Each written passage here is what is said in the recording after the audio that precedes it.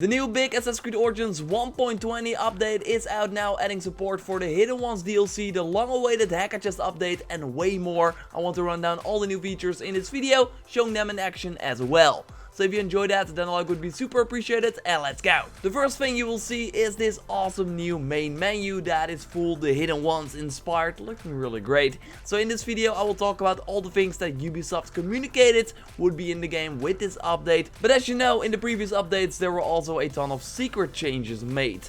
Like in patch 1.10, where they took away the best warrior bow in the game as a reward from a quest and changed it to a useless blue warrior bow.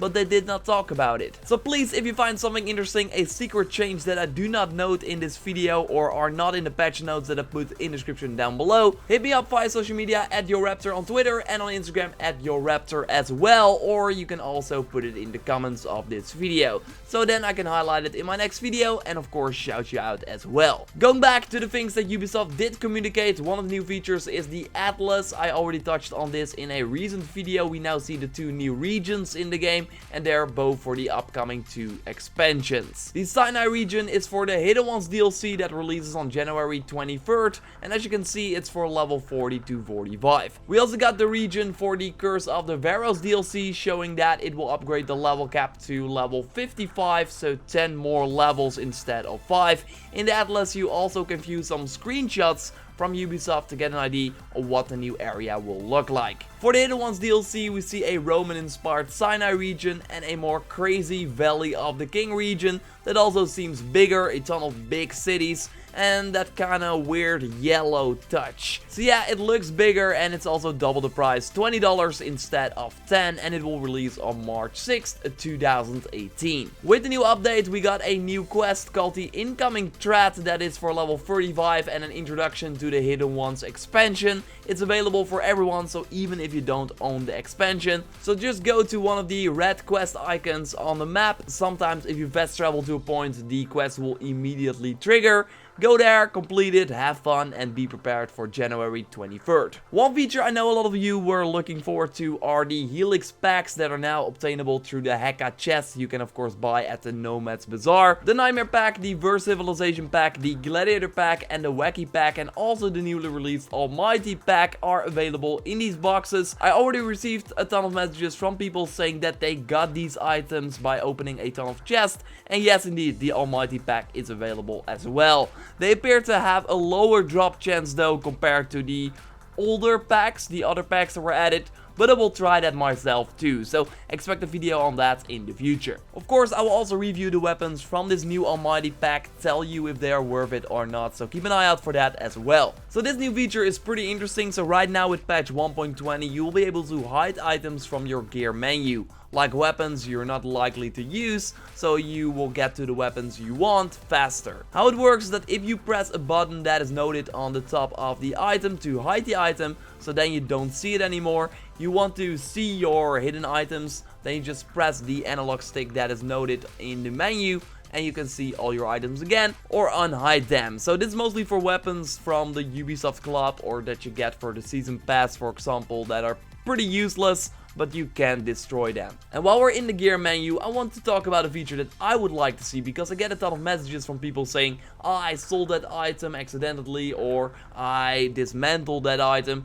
What if there was a lock feature where you can just say, hey, I don't want to sell that item, so you just lock it, and then if you accidentally hit the square button to dismantle it, for example on the PS4, then it doesn't work. Something we also saw in Destiny. That would be a nice feature, I would say. Because Ubisoft is really listening, a much requested feature was the ability to sell outfits you got. So duplicated outfits, for example. First they were sitting in your inventory, but now you can sell them at the Weaver store. You got 40 or 50 coins for blue outfits, 400 for epic outfits, and 1000 for legendary outfits. So I know some of you will get a ton of money from this. We also got some balance changes, including the increased resistance for the Callicit boss you probably already killed. You fight her really early on in the game, and yeah, she was pretty easy thanks to the overpower attack you could use. Now the overpower ultra ability has been nerfed against her. The difficulty for the Hippodrome races is also reduced. First they could be irritating, but now they should be more balanced. And yes, our bracers, chest plate, quiver, however, have been downgraded to the normal look.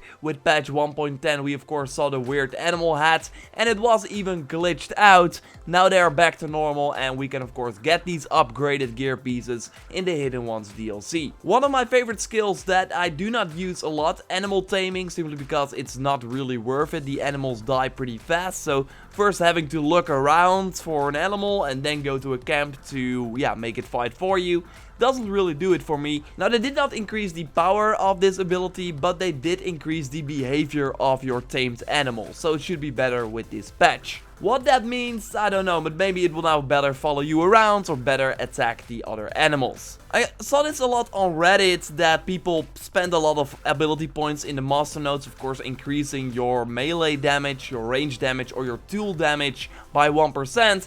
But they did not really see that in the gameplay. Well, now if you got a high master ability, you should see that you do more damage, because it was first lower than designed. So they fixed that. Then some small things, for example the various cinematic transitions that are improved with every patch, also in this patch. Fixes for how fire was applied to playable characters and NPCs. And this one I don't really get. Leaderboard added to the Horde mode menu panel, as you see right here. So at the end of the Horde mode you of course see the leaderboard. So I'm not sure if I'm now number 1 of my friends, because I tried to look up if these people were in my friend list, but the PlayStation 4 is way too slow. Gotta love the PS4 Pro sometimes. So I don't really know what they added, but still the issues for the Horde mode remain. So yes, there you have it, all the new features they added with patch 1.20. Of course, there are also some secret changes, so if you found something interesting, please let me know via @JorRaptor on Twitter, Instagram @JorRaptor, or in the comments of my video, and I will cover that then in the secret changes video that will be up later on. Subscribe to stay up to date on that and way more coverage for all the awesome things that are coming to the game. Still have a whole list of things I need to cover, so it's gonna be a good time. Check out my recent video on new release dates that were announced for the Discovery Tour and the Curse of the Pharaohs DLC. Like this video to support the channel. Thanks for watching, I will speak to you next time, and goodbye.